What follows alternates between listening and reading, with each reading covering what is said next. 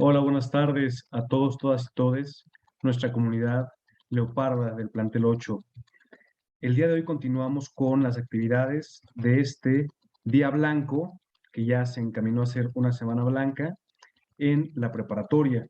Seguimos con las actividades de reflexión sobre la relevancia del ambiente, del clima y bueno, toda esta mística y dinámica que en la preparatoria 8 implica el día blanco y ahora caminando, como decía, hacia las semanas blancas. Muy bien, eh, vamos a continuar. Voy a presentarles a la maestra Violeta Méndez Solís. Bienvenida, maestra. Buenas tardes. Hola, buenas tardes. Un gusto compartir contigo y con todo el auditorio en este día y esta actividad. Gracias a ti, maestra, por acompañarnos. La maestra Violeta Méndez Solís, así como su servidor, vamos a presentar la siguiente conferencia: Inteligencia y Educación Ambiental, más allá de Howard Gardner. Ahora me permitiré dar lectura a una breve semblanza de la maestra Violeta Méndez Solís. Ella es bióloga egresada de la Facultad de Ciencias de la UNAM y maestra en Ciencias Biológicas, posgrado que se realizó en el Instituto de Ecología de la UNAM.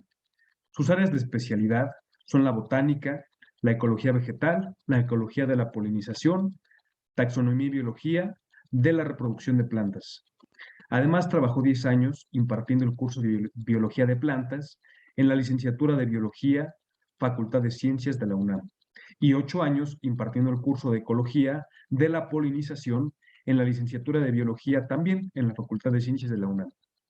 Ha sido técnica de campo y en proyectos apoyados por Conavio. Tiene experiencia en educación a distancia y formación de profesores del Bachillerato Nacional, pues ha sido facilitadora en el Diplomado de Ciencias Experimentales impartido por la Facultad de Ciencias de la UNAM en el marco de la Estrategia Nacional de Formación Continua de Profesores de Educación Media Superior. Asimismo, ha sido divulgadora de la ciencia a través de la impartición de talleres de apicultura para niños y para adultos. Actualmente es profesora de carrera a tiempo completo asociada C de la Escuela Nacional Preparatoria Plantel 8 Miguel E. Schulz, donde imparte la materia de Biología cuarto desde el 2018. Estudia el doctorado en Educación en el Centro de Estudios Superiores de la Educación.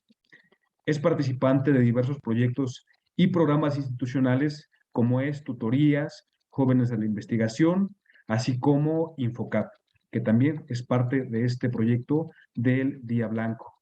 Bueno, un resumen de tu semblanza, maestra. Nuevamente, bienvenida. Muchísimas gracias.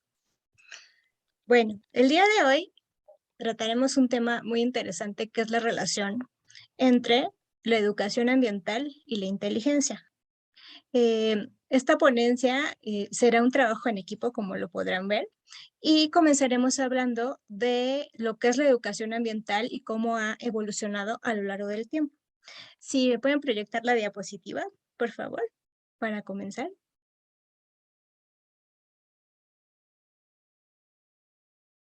Con gusto, maestra. Un momento, por favor. Claro, gracias.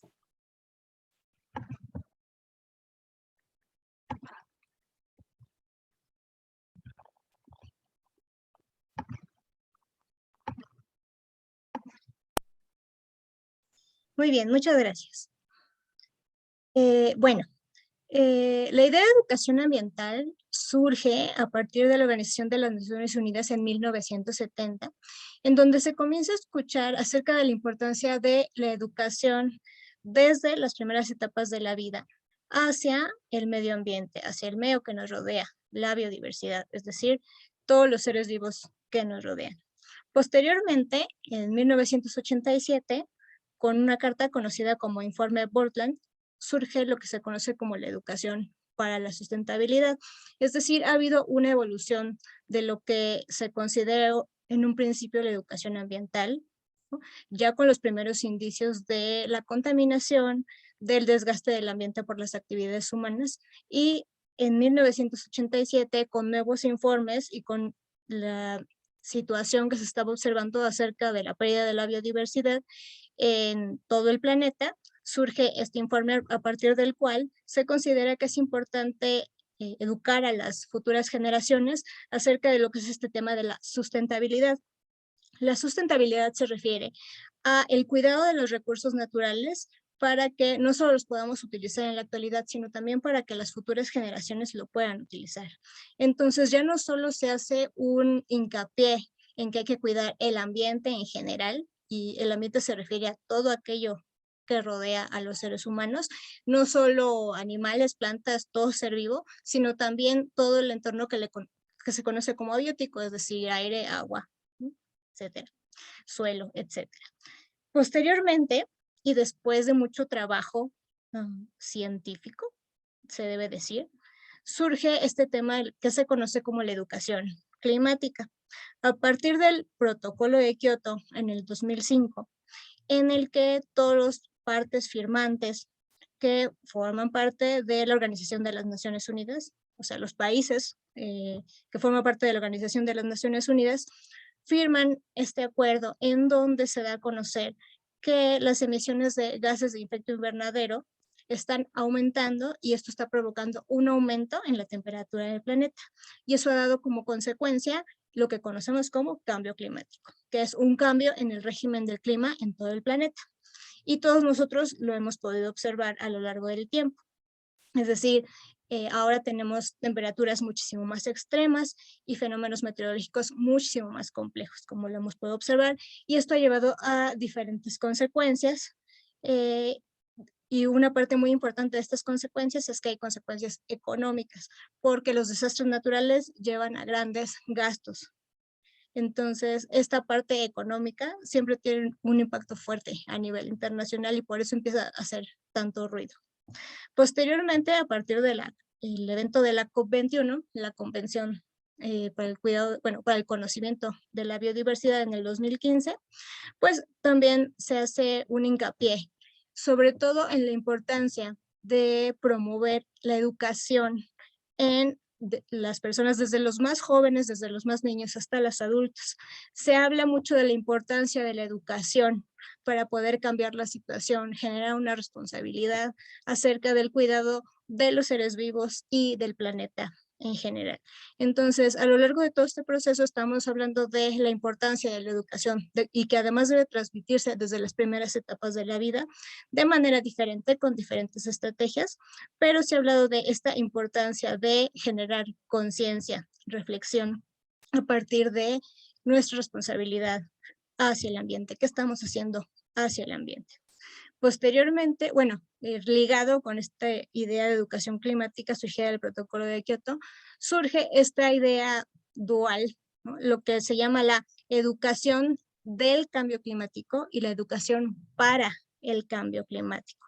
Es decir, la educación del cambio climático se refiere a un tema que se conoce como alfabetización climática. ¿Esto qué quiere decir?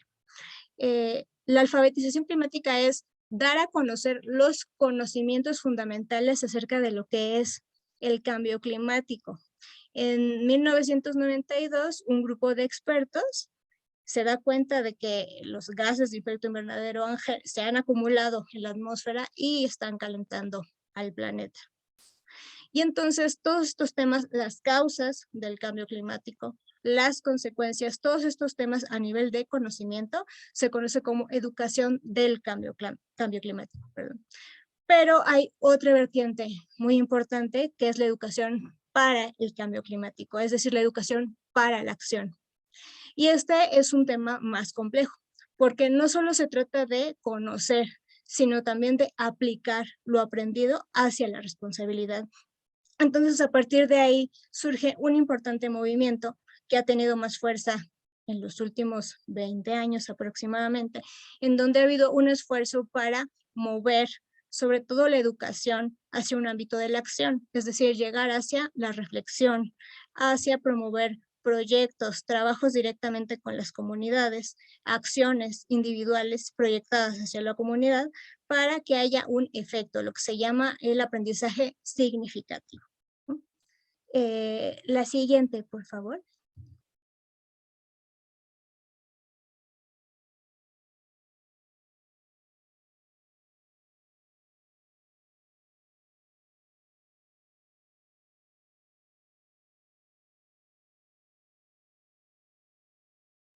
Me parece que no alcanza a ver la cambiada ya, ¿verdad? Me parece que no. Ok, Sí, un sí, momento, claro. maestra. Listo, ya está. Muchas gracias. Bueno, entonces, como les decía, eh, a nivel de la educación media superior, que es la que nos compete en la Escuela Nacional Preparatoria, se han observado diferentes tipos de estrategias didácticas que se aplican a nivel internacional. Por ejemplo, la ONU, asociada con la UNESCO, se ha preocupado por generar diferentes manuales con diferentes estrategias para promover la educación para el cambio climático. También a nivel de América Latina, lo que se ha promovido mucho es algo que se conoce como representaciones sociales. Esto es, de qué manera conciben los jóvenes la definición de cambio climático. ¿Qué es el cambio climático? ¿Cuáles son sus causas? ¿Cuáles son sus consecuencias? Y en México tenemos vertientes muy importantes. De entrada, la Secretaría de Educación Pública está encargada de los temas de cambio climático en la educación básica, y el Instituto Nacional de Ecología y Cambio Climático era el encargado de organizar estos temas en la educación básica. En la actualidad, el Instituto Nacional de Ecología y Cambio Climático está en vías de desaparición, por lo que ahora la Semarnat es la encargada de estos temas, es la Secretaría del Uso y Manejo de la Biodiversidad. Y bueno, esto está relacionado con algo que se conoce como marco curricular común, es decir, los contenidos que se imparten a nivel de educación básica en la Secretaría de Educación Pública. Y por otro lado, tenemos el trabajo en el bachillerato universitario. Tenemos tanto en el CCH, el Colegio de Ciencias y Humanidades, y la Escuela Nacional Preparatoria. Se ha preocupado nuestra Universidad Nacional por incorporar estos temas tan importantes, la educación ambiental y sobre todo la educación climática.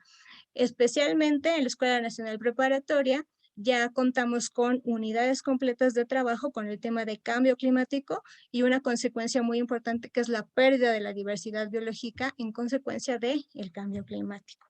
Entonces, es importante conocer que se han generado importantes estrategias para enseñar la educación ambiental, la educación climática, las estrategias tales como el constructivismo, que está relacionado hacia enfocarse en cómo los estudiantes aprenden, el aprendizaje basado en proyectos, que es lo que les comentaba que es importante para la educación para el cambio, que se trata de generar proyectos que vinculen a los estudiantes directamente con su comunidad y con su casa, ¿no? Eso es muy importante para que se sientan relacionados con este tema.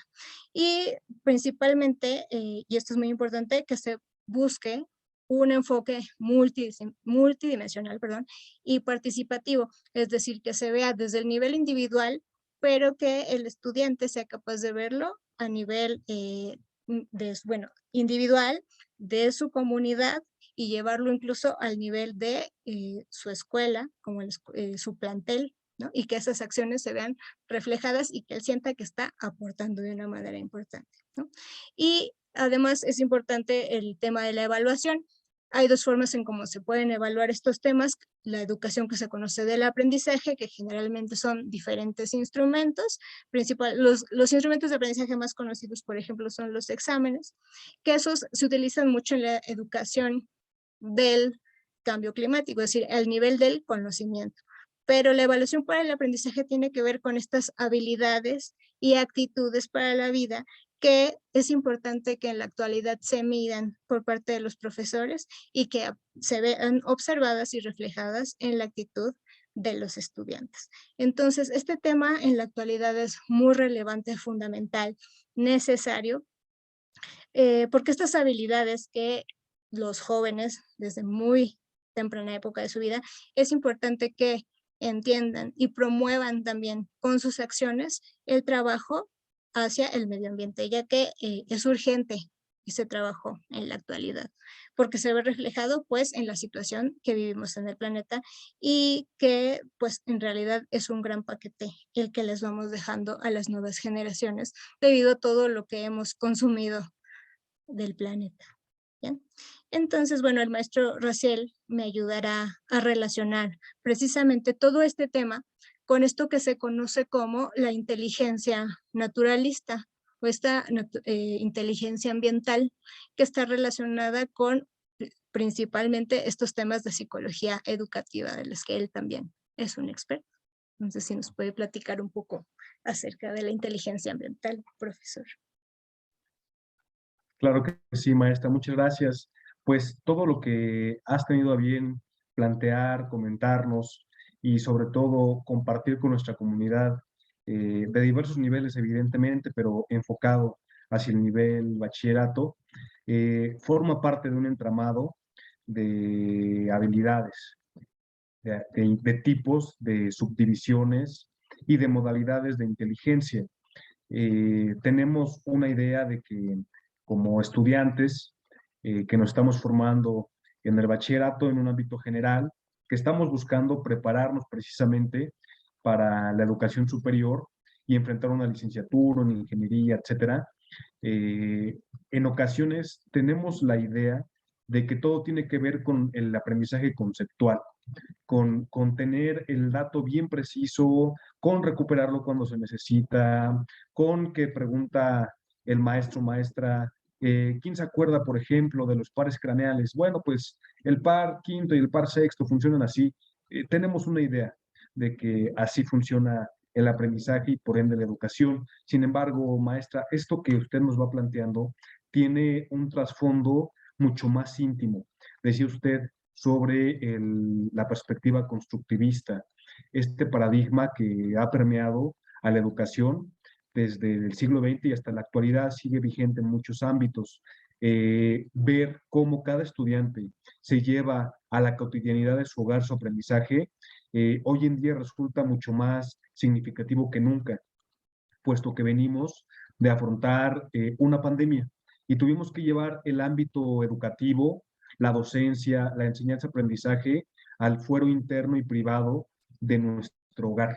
Como docentes tuvimos que adaptar nuestra sala, nuestro comedor, el espacio del gato, del perro, para impartir cátedra. Y asimismo, cada estudiante se vio obligado u obligada a resolver las diversas circunstancias para continuar con su formación académica. Y bueno, dentro de ello se vieron en relieve una serie de habilidades y una serie de necesidades que tuvieron que ser cubiertas. Es decir, muy bien, estoy aquí en casa ocupándome de mi espacio donde voy a aprender, donde voy a tomar mi actividad sincrónica en una sesión de Zoom, por ejemplo, como esta que estamos llevando a cabo, o mi actividad asincrónica, revisar un material y revisar un video o leer un texto y después participar en una actividad de enseñanza-aprendizaje. Pero nos dimos cuenta como estudiantes que cada uno y cada una somos también responsables de este proceso, de todo lo que implica. Es decir, tuvimos que elegir un lugar, tuvimos que prepararlo, limpiarlo, pedir permiso a mamá, a papá, pedir también en algún momento las características y las condiciones necesarias para llevarlo a cabo.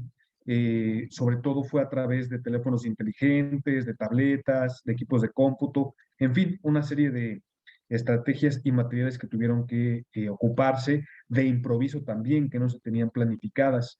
Sin embargo, en este proceso, cada estudiante y cada docente fuimos conscientes, ok, ya decidí en qué lugar voy a llevar a cabo mi actividad. Bueno, pues es un lugar que para tener un aprendizaje idóneo, para contar con las mejores condiciones para aprender o para enseñar, tiene que estar limpio, evidentemente. Y bueno, si genero algún tipo de envoltura, tendré que tirarla a la basura, porque contrario a lo que sucedía en un plantel donde hay personal especializado, contratado para ello, y como estudiante docente, no solíamos hacernos cargo de este tipo de procesos que son completamente operativos, que se necesitan y que no somos conscientes de todo lo que implica. Si yo tengo una envoltura, lo que sucede con ella estando en casa me involucraba por completo, porque si la pongo enfrente de mi computadora, resulta que ya tengo un distractor que no me va a permitir llevar a cabo la actividad que me está planteando la profesora Violeta, por decir. Y bueno, como decíamos, si es un lugar que necesita estar iluminado, yo mismo como estudiante docente tengo que hacerme cargo de apagar la luz cuando concluya. evidentemente. Y bueno, con la serie de circunstancias a las que tuvimos que enfrentarnos, vivimos de todo, desde temblores, porque fueron 2 años en los que la actividad sísmica fue recurrente y que nos ponen a reflexionar en el entorno y en el ambiente, por decirlo naturalistamente, en el que estamos, incluso en la intimidad de nuestros hogares. Nos vimos afectados, por ejemplo, por apagones, porque en diversos sectores de la ciudad y del país hubo variaciones de voltaje, hubo pérdida de la comunicación en la energía eléctrica, que nosotros ni enterados en su momento. ¿Por qué no hay luz, mamá? Bueno, al rato llega, no te preocupes. O ni nos enteramos. Estuvimos en el plantel impartiendo, recibiendo cátedra y nos contaban, ¿qué crees, hijo? Que nos quedamos sin luz 2 horas. Ah, ok, bueno, ya me contaron, pero yo no fui directamente afectado por ello. Estando en casa fue algo cotidianamente necesario y cotidianamente presente en nuestra vida. Ahora bien, esta pequeña relatoría de la que les estoy planteando es para darles una idea general de lo que implica la perspectiva de Howard Gardner. Howard Gardner fue un psicólogo que empezó a deconstruir, diríamos hoy, empezó en su momento a estudiar, a investigar los distintos procesos de la inteligencia. Y esto que yo les decía, de retomar únicamente el ámbito conceptual, disciplinario, de aprendizajes completamente memorísticos, completamente abstractos muchas veces, pues pone a partir de sus investigaciones, pone en juicio y en una línea de investigación que prevalece hacia nuestros días. Y parte de la siguiente pregunta, ¿qué es realmente ser inteligente? Memorizar y ser capaz de retomar todos los pares craneales, por ejemplo, o todas las funciones del sistema nervioso central y autónomo, o en el caso de biología, saber la constitución de la célula o la taxonomía de los seres vivos. Vaya, es una pregunta trascendente porque es multidisciplinaria y porque va más allá incluso del ámbito académico. ¿Qué es ser inteligente? Bueno, a partir del desarrollo que realizó Howard Gardner, encontró una serie de inteligencias, que no solamente es una, es decir, cae completamente el mito de que eres un tipo o de que eres una persona inteligente y eso es prácticamente inamovible, porque da una idea de que la inteligencia está o no está presente y de que la inteligencia es unívoca y completamente identificable e insustituible. Es decir, teníamos una idea de que aquella persona que era capaz de recordar, de abstraer, de analizar, de sintetizar, sobre todo en el ámbito que en psicología conocemos como funciones superiores, cognitivas, pues era la persona inteligente, pero luego veíamos, por ejemplo, que tal vez en el ámbito espacial, en el ámbito de los lugares, de las direcciones incluso, pues nunca se acordaba, se perdía casi hasta para llegar a su casa.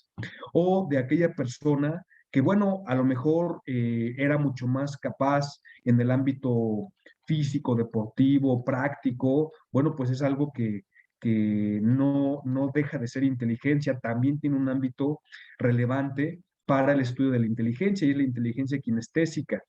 Eh, y en fin, una serie de modalidades que encontró Howard Gardner sobre la inteligencia. Posteriormente hubo un desarrollo mucho más grande. Lo que estamos haciendo ahora es un pequeño recuento para darnos una idea del cuestionamiento hacia la inteligencia. Hay ya hoy día una multiplicidad de teorías sobre las llamadas inteligencias múltiples, que es la investigación y posterior teorización que realizó Howard Gardner. Lleva, por supuesto, una línea de perfectibilidad científica, porque la psicología también aborda las metodologías de la ciencia y es perfectible y es verificable y es replicable. De manera que, bueno, con los años se han continuado avanzando hacia el estudio de estas posibles inteligencias múltiples.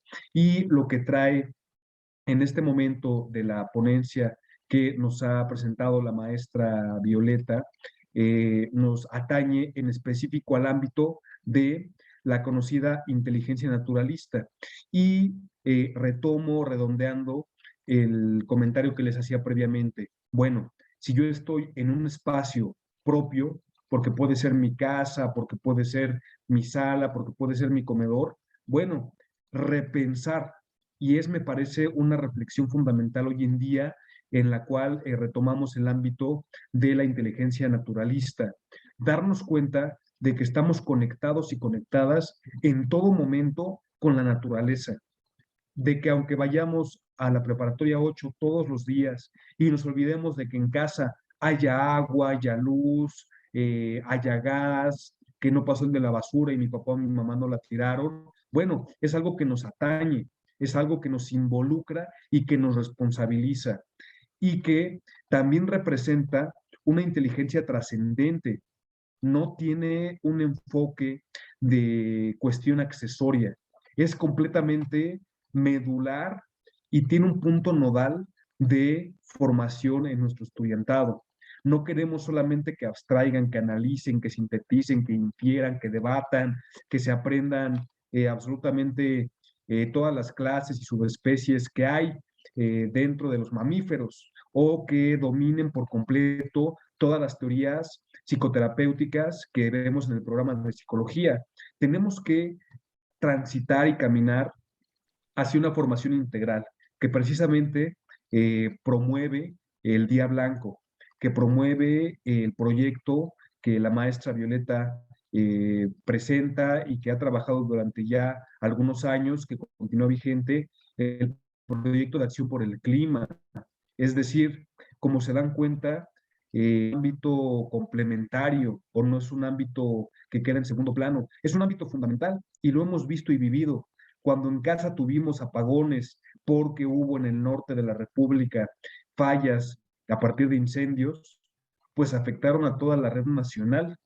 Y bueno, ya no digamos que no hubo wifi, simplemente no hubo energía eléctrica y llegó la noche y tuvimos que iluminarnos con velas.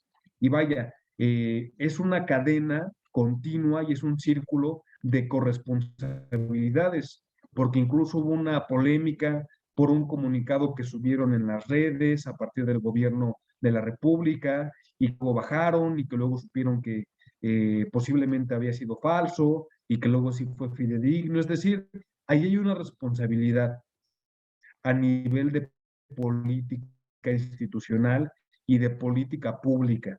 Sin embargo, pues, si mi papá, mi mamá, nosotros como integrantes de nuestra familia, nosotros como integrantes de la comunidad de la preparatoria 8, tenemos la responsabilidad de cuidar nuestros recursos, bueno, es más probable que ese apagón que nos haya afectado tenga un menor impacto y se resuelva con mayor agilidad. Por ejemplo, si yo acostumbro desconectar los aparatos que no estoy utilizando, seguramente que en ese apagón que hubo hace no mucho tiempo, no se descompuso la laptop con la que hoy en día estoy participando junto con la maestra Violeta en esta conferencia.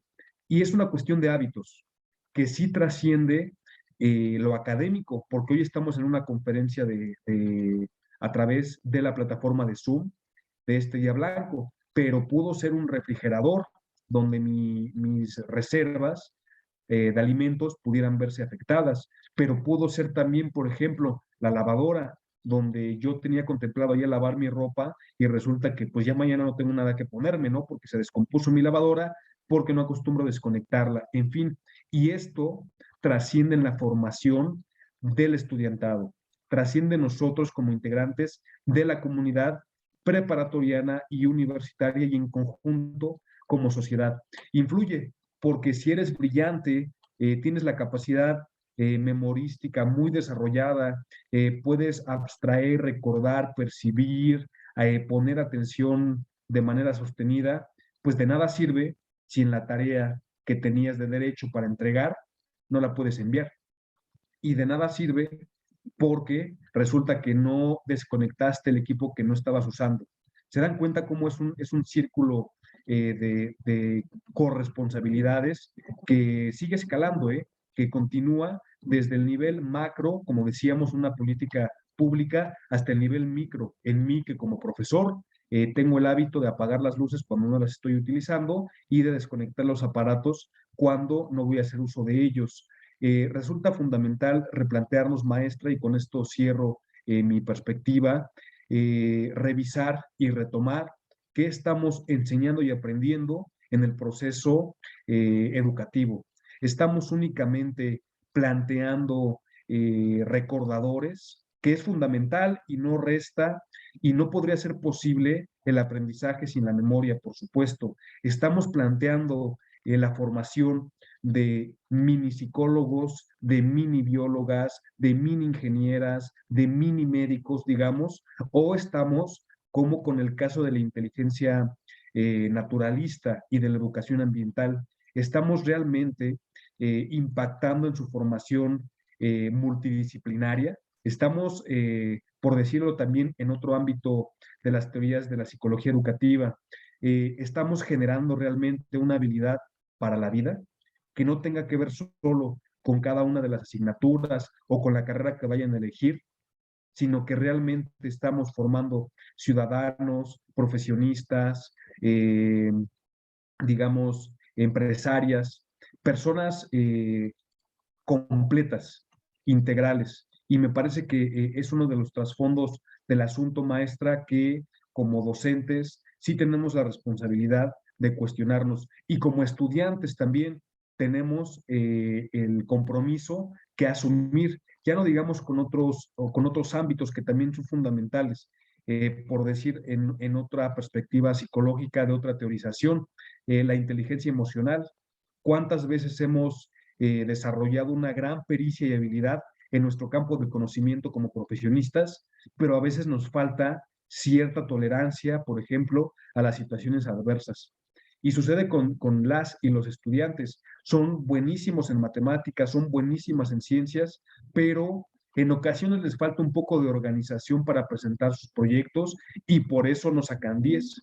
Es decir, me parece que a pie del día blanco que estamos reflexionando, retomando, habría que poner ese dedo sobre el renglón y empezar a pensar en una formación y en un proceso de enseñanza-aprendizaje mucho más amplia. Por eso, maestra Violeta, me parece fundamental esta iniciativa del Día Blanco, que usted como parte del comité organizador que la Preparatoria 8 viene ya desarrollando desde varios años atrás y que ha permanecido vigente hasta la actualidad, pues retome estas temáticas que cotidianamente no vemos en el caso como es el de tu materia, maestra, de biología. No siempre se ve de manera empática y específica, y mucho menos en mis asignaturas como son psicología o orientación educativa, pero que aquellas y aquellos estudiantes que pasan por un aula no solamente salgan con la formación curricular de cada asignatura, sino que sea algo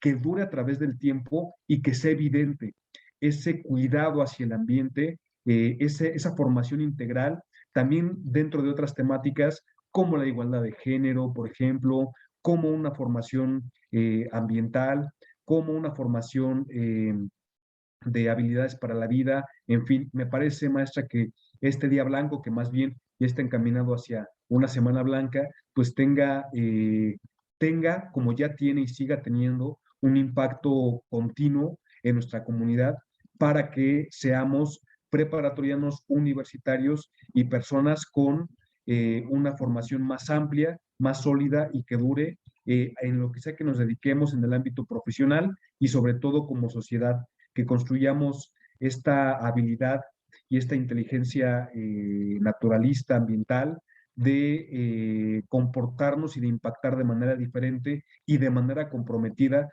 con la causa ambiental, que me parece no es un problema de mañana, es un problema y una situación de hoy que ya estamos viviendo y que ya estamos observando los efectos de la complicación que ha tenido a lo largo de tantos años, pues la falta de compromiso como individuos y como sociedades. Entonces, enhorabuena, maestra. Me parece que este tipo de iniciativas permiten una perspectiva mucho más amplia, tanto para quienes nos integramos a las actividades como para quienes nos acompañan. Por eso, agradecerle esta perspectiva, maestra, y pues también le cedo la palabra ahora para que también nos dé una perspectiva sobre todo esto que vamos comentando de la educación ambiental para el cuidado del ambiente y como decía usted, que bueno, tiene diversas vertientes, corrientes, vetas, todas ellas muy necesarias. Adelante, maestra. Sí, bueno, creo que justo hablar de la inteligencia naturalista nos habla de este potencial del enfoque multidisciplinario que debe tener este tema ambiental, ¿no? Esta misma ponencia nos habla de las posibilidades multidisciplinarias, ¿no? Un psicólogo, una bióloga están hablando de estos temas, ¿no? Algo que dirían, pues, que tendrá que ver una cosa con la otra. Y es que en realidad, pues bueno, de la inteligencia naturalista casi no se habla, al menos yo en mi formación como bióloga, nunca lo había escuchado y sin embargo nos debería de ser muy familiar, porque se habla que la inteligencia naturalista es esta capacidad para reconocer el entorno, clasificar a los organismos, darles su importancia y su utilidad. Desde el origen del hombre, pues hubo necesidad de clasificar lo que era venenoso de lo no venenoso para poder sobrevivir y pues se traslada de manera en que pues los científicos, los que en su momento se llamaban naturalistas en un principio antes de ser biólogos, pues se piensa que tenían una inteligencia naturalista muy avanzada, por ejemplo Charles Darwin, por ejemplo, o Alexander von Humboldt, que es un gran explorador, pero también se considera el padre de la geografía, hasta en la actualidad, Carl Sagan, el propio doctor Lascano, ¿no? La propia doctora Julia Carabias, ¿no? Pero yo no creo que la inteligencia naturalista solo esté definida o dirigida hacia ser biólogo, ¿no? A solo ser científico de la naturaleza, sino que todos lo tenemos de cierta manera, ¿no? Y que incluso puede englobar otros tipos de inteligencia, por eso la inteligencia naturalista ha estado también como en base de muchas dudas y reflexiones, porque esta idea surge muchos años después de que Howard Gardner expone un libro en donde propone esta idea de las inteligencias múltiples, y después de varios años propone la inteligencia naturalista que puede englobar varias posibilidades. Pero en realidad, pues, como docentes deberíamos de tomar en cuenta, y más aquellos que enseñamos ciencias ambientales, que pues hay que desarrollar esta inteligencia naturalista, que es un reto muy importante porque que los jóvenes lleguen a las reflexiones, a sentir que son capaces de tomar acciones, aunque sean muy jóvenes, ¿no? Es una parte fundamental. Como universitarios, ¿no? Como estudiantes, como profesores universitarios, como docentes, formando a los jóvenes universitarios. Entonces, creo que es algo para reflexionar en realidad como docentes y bueno, que les dejamos también a nuestros estudiantes y consideren qué tan desarrollada tienen su inteligencia ambiental y nosotros como docentes debemos, yo creo, darnos a la tarea de desarrollar esta inteligencia ambiental y seguir promoviendo estos espacios multidisciplinarios que yo tengo gusto de formar parte de ellos porque he trabajado con profesores de diversos ámbitos. Esa es la riqueza que nos permite la Escuela Nacional Preparatoria, porque, bueno, yo antes trabajaba solo con biólogos, lo cual fue muy enriquecedor y muy formador para mí, pero en la actualidad he trabajado con historiadores, abogados, psicólogos, de todo tipo, químicos, físicos también se han querido unir a nuestro proyecto. Entonces, para mí es un gusto que más y más docentes con diferentes perspectivas se quieran unir porque el ambiente, pues, es lo que nos rodea a todos. Es un tema común, aunque no pareciera, ¿no? Diríamos, bueno, los historiadores, ¿qué tendría que ver? Pues mucho, ¿no? Porque en realidad el ambiente nos rodea a todos como seres humanos y promover el respeto hacia todos los seres vivos debería ser algo fundamental en la educación básica, no solo en la universitaria, sino para todos. Entonces, pues en realidad con esto cierro agradeciendo el apoyo, la comunicación en esta ponencia y pues agradeciendo este ejemplo tan importante de enfoque multidisciplinario para trabajar el ambiente en la docencia con los estudiantes del bachillerato. Muchas gracias. Muchas gracias a ti, maestra. Pues igualmente ya dando cierre, acotando esta ponencia, también este diálogo pensado en invitarles e invitarnos a reflexionar sobre las cuestiones trascendentes en la educación, pero también en nuestra condición humana. Me parece que la inteligencia es uno de esos fenómenos psicológicos que tenemos todo el tiempo presentes. Es de nuestros estigmas y de nuestros tabúes favoritos. Nos encanta hablar de inteligencia y lo decimos en otras palabras.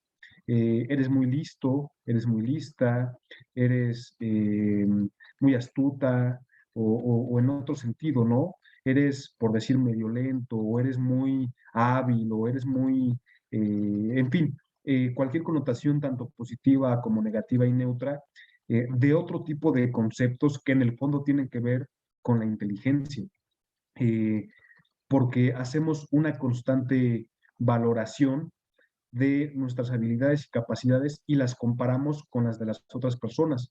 Mencionabas, maestra, sobre esta necesidad de adaptación que siempre tuvo la humanidad y que, bueno, en un principio tuvo que ver con quien pudiera discernir entre elementos tóxicos y elementos no tóxicos, se alimentaba de ellos y sobrevivía o no. Esa es la tendencia y me parece que pues el origen, tal vez la raíz en principio de toda esta iniciativa de formar con inteligencia ambiental y con educación ambiental hacia una perspectiva naturalista, pero me parece también que evoluciona y que lo llevamos a la contemporaneidad y funciona de manera perfecta. Mencionabas, maestra, estas eminencias de ponentes que tuvimos en el Día Blanco, por citar solo algunas de ellas, la doctora Carabias, mencionabas también al doctor Lascano, tuvimos también al doctor Sarucán, ex rector de la universidad y actual eh, persona, funcionario con presencia en la CONAVIO, vaya, una persona con presencia nacional e internacional que tiene un impacto muy relevante y que, bueno, en principio tuvo una inquietud hacia la biología, evidentemente, pero también hacia el ambiente y también hacia el clima y también hacia esas acciones que cada quien desde su ámbito puede hacer. Si bien estas personalidades han ahondado en el ámbito de la investigación y desde ahí han hecho su labor continua a través de los años, pues todas y todos podemos también hacer un cambio, podemos hacer una, como menciona el proyecto también incluido en este Día Blanco, todos podemos realizar una acción por el clima que esté incluso inmerso en los Objetivos de Desarrollo Sostenible 2030. O sea, es algo que cotidianamente podemos hacer. La maestra Violeta como parte de la organización, pues por supuesto que está haciendo una acción, está realizando una propuesta que impacta en la formación de todas y todos nosotros, cada quien desde su trinchera, docentes, independientemente de la formación y de la disciplina a la que nos dediquemos, tenemos la posibilidad de aportar y me parece que es de lo más relevante que nos deja este tipo de espacios, estas iniciativas para ampliar nuestro panorama y ver más allá de nuestra propia asignatura y como estudiantes también de nuestra propia formación estrictamente académica. Entonces, maestra, agradecer este tipo de iniciativas, por supuesto que al plantel 8 también por llevar a buen desarrollo y todavía a buen término no, porque seguimos con las actividades de este Día Blanco que más bien se encamina a ser Semana Blanca. Bueno, seguir invitándoles a que formen parte de nuestro canal de YouTube, Género, Inclusión y Denuncia, en donde se transmiten las actividades de las cuales forma parte el Día Blanco. Tenemos todavía un programa que tiene mucho de sí, que continúa ampliando las perspectivas y la multidisciplina. Decirles que, bueno, este canal tiene también una diversidad de iniciativas que continuarán presentándose y les invitamos a estar pendiente de todas ellas porque son muy variadas y seguramente varias de ellas será de su interés. Tenemos pronto también en la siguiente conferencia transmitida en YouTube eh, el, el material, el producto, la conferencia denominada Industria Avícola, su impacto en el ambiente y en las aves de corral, a la 1 de la tarde. Y desearles a todas, todos y todes muy buena tarde. Maestra Violeta, muchas gracias. Nos vemos muy pronto. Gracias a ti. Hasta luego. Hasta luego.